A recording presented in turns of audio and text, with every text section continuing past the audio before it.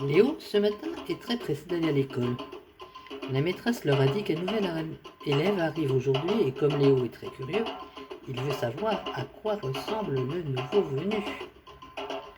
Madame la Douce entre dans la classe accompagnée d'un petit garçon rondouillard à lunettes. Elle fait les présentations. Voici votre nouveau petit camarade, Noé. Il vient de loin et je compte sur vous pour l'accueillir comme il faut. Léo ne le trouve pas terrible, le nouveau, il n'a pas l'air à l'aise. Comme d'habitude, à l'heure de la récréation, les enfants chahutent, se bousculent pour sortir dans la cour. Seul Noé reste dans son coin, un livre à la main, et observe les autres. La copine de Léo, la belle Flora, ne veut pas partager les jeux de Léo aujourd'hui.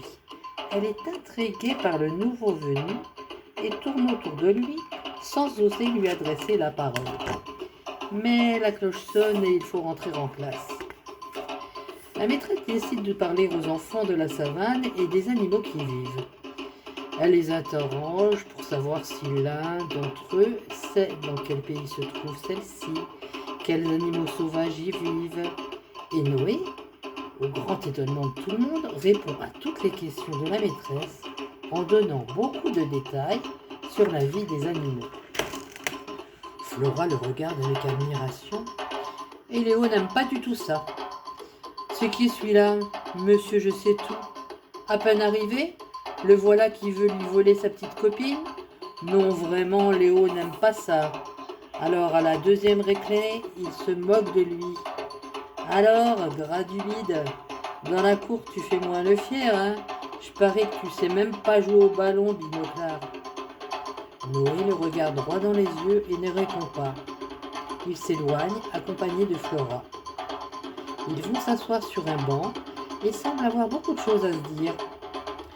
Léo ne décolère pas et en regagnant la classe, il fait un croche-pied à Noé qui tombe à terre. Les enfants se moquent de lui.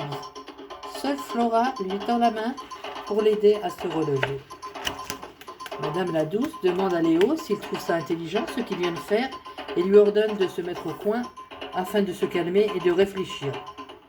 Madame la Douce explique aux enfants que Noé, avant de venir en France, vivait dans un pays qui s'appelle l'Afrique. Son papa est médecin et soignait les gens des villages dans un dispensaire. Puis, ce pays est entré en guerre et son papa et sa famille ont dû rentrer en France. Et c'est comme cela que Noé est arrivé dans notre école.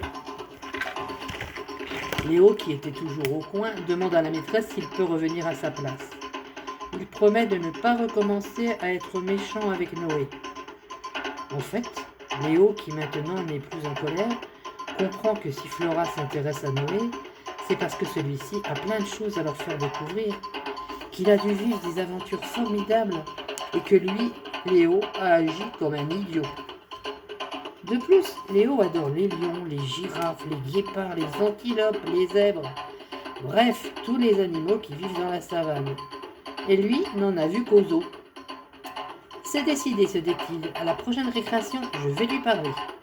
Mais c'est l'heure de la sortie et Léo est content de retrouver sa maman. Lui qui n'est pas bavard, n'arrête pas une minute.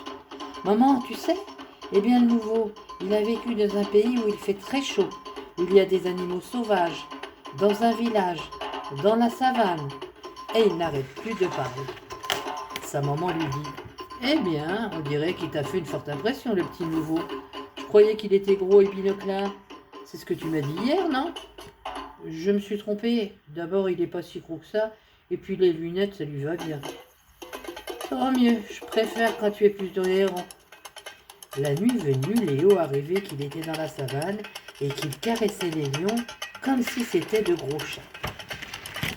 Le lendemain matin, Léo, près de bonne heure, et sa maman et son papa ne revenaient pas tellement il était content d'aller en classe. Arrivé à l'école, dans la cour, il aperçoit Noé avec toujours son livre à la main. Cette fois-ci, il s'approche de lui et il s'excuse pour la manière dont il l'a fait tomber la veille. « Pourquoi tiens-tu toujours ce livre à la main, Noé ?» lui demande-t-il. « Ce n'est pas un livre, c'est un album photo. Dessus, il y a mes amis du village, que j'ai dû quitter précipitamment. Ils me manquent, alors comme cela, J'ai l'impression qu'ils sont encore avec moi. Et puis regarde, j'ai photographié des girafes, des éléphants, des zèbres, des antilopes.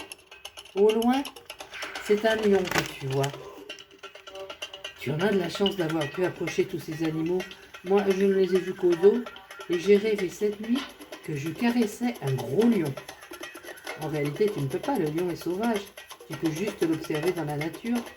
Sais-tu que les lions vivent dans des endroits plats avec de grandes herbes, alors que les guépards vivent près des haies dont les feuilles rappellent les taches qu'ils ont sur le dos?